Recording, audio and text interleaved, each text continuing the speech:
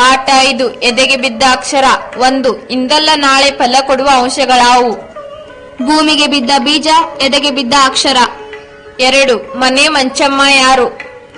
ಕಥೆಯಲ್ಲಿನ ಗ್ರಾಮ ದೇವತೆ. 3 ಮನೆ ಮಂಚಮ್ಮನ ಕತೆ ಹೇಳಿದ ಕವಿ ಯಾರು? ಸಿದ್ದಲಿಂಗಯ್ಯ.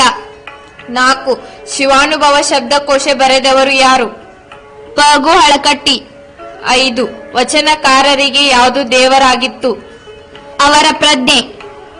6 ಅಶೋಕ ಪೈ ಅವರ ವೃತ್ತಿ ಯಾವುದು? ಮನೋವೈದ್ಯರು. 7 ದೇವನೂರರ ಪ್ರಕಾರ ದೇವರು ಯಾರು?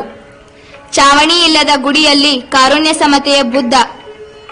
8 ಮಂಚಮ್ಮ ದೇವತೆ ಏನೆಂದು ಅಬ್ಬರ ಮಾಡುತ್ತಾಳೆ? ನಿಲ್ಸಿ ನನ್ ಮಕ್ಕಳ. 9 ವೈಚಾರಿಕ ಚಿಂತನೆ ತೀವ್ರವಾಗಲು ಕಾರಣವೇನು? ಶಿಕ್ಷಣ, ವಿಜ್ಞಾನ, ನಗರೀಕರಣದ ಪ್ರಭಾವದಿಂದ ವೈಚಾರಿಕ ವಿಚಿಂತನೆ ತೀವ್ರವಾಯಿತು. 10 ಸಾಮಾಜಿಕ ಸಾಮರಸ್ಯಕ್ಕೆ ಮೊದಲನೆಯ ಅಡ್ಡಿ ಯಾವುದು? ಮೌಢ್ಯವೇ ಸಾಮಾಜಿಕ ಸಾಮರಸ್ಯಕ್ಕೆ ಅಡ್ಡಿಯಾಗಿದೆ. 11 ಮನೆ ಮಂಚಮ್ಮ ದೇವತೆ ಇಂದು ಹೇಗೆ ಪೂಜಿತಳಾಗುತ್ತಿದ್ದಾಳೆ? ಚಾವಣಿ ಇಲ್ಲದ ಗುಡಿಯೊಳಗೆ. 12 ಗ್ರಾಮ ದೇವತೆಗಾಗಿ ಊರಿನವರು ಏನು ಕಟ್ಟುತ್ತಿದ್ದರು? ಗುಡಿ ಕಟ್ಟುತ್ತಿದ್ದರು.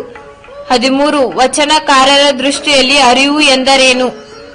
ಅರಿವು ಎಂದರೆ ತನ್ನಷ್ಟಕ್ಕೆ ತಾನಿರುವ ಕೇವಲ ತಿಳುವಳಿಕೆ, ಜ್ಞಾನವಲ್ಲ. ಅರಿವು ಇದು ಕ್ರಿಯೆಯ ಅನುಭವದಿಂದ ಒಡಮೂಡುವುದು.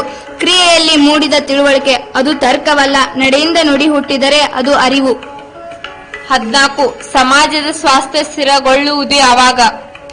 ನಡೆನುಡಿಗಳಲ್ಲಿ ಅರಿವು ಮೂಡಿಸಿಕೊಂಡು ದ್ವೇಷ, ಅಸೂಯೆ ಬಿಟ್ಟು ಎಲ್ಲರೂ ಒಳಿತಿಗಾಗಿ ಸಾಮರಸ್ಯದ ಬದುಕು ರೂಪಿಸಿಕೊಂಡರೆ ಸಮಾಜದ ಸ್ವಾಸ್ಥ್ಯ ಸ್ಥಿರಗೊಳ್ಳುವುದು. 15 ಮನೋವೈದ್ಯ ಅಶೋಕ ಪೈ ಅವರ ಸಂಶೋಧನಾ ಸತ್ಯವೇನು? ಯಾವ ಜೀವಿಯು ತನ್ನಷ್ಟಕ್ಕೆ ತಾನಿಲ್ಲ. 16 ಜಗತ್ತು ಯಾವುದರಿಂದ ನರಳುತ್ತಿದೆ? ಕೊಲೆ, ಸುಲಿಗೆ, ದ್ವೇಷ, ಅಸೂಯೆಗಳಿಂದ ನರಳುತ್ತಿದೆ. 17 ಮನುಷ್ಯರೊಳಗೆ ಕಾರುಣ್ಯ ಯಾವ ಅವಸ್ಥೆಯಲ್ಲಿದೆ? ಮೂರ್ಛಾವಸ್ಥೆಯಲ್ಲಿದೆ. 18 ಎಲ್ಲರೂ ಎಂತಹ ಮನಸ್ಸಿನಲ್ಲಿರುತ್ತಾರೆ? ಸಮಷ್ಟಿ ಮನಸ್ಸಿನಲ್ಲಿ ಇರುತ್ತಾರೆ. 19 ಅಂತರಂಗದ ಹೊಂದಾಣಿಕೆಯಿಂದ ಏನನ್ನು ಸಾಧಿಸಬಹುದು? ಸಮಾನತೆ ಮತ್ತು ಸಾಮರಸ್ಯ ಸಾಧಿಸಬಹುದು. 20 ಎದೆಗೆ ಬಿದ್ದ ಅಕ್ಷರ ಪಾಠದ ಆಶಯವೇನು? ಕಾರುಣ್ಯ, ಸಮತೆ, ಪ್ರಜ್ಞೆಗಳೇ ದೇವರು. ಅವು ಜಾಗೃತವಾಗಬೇಕು.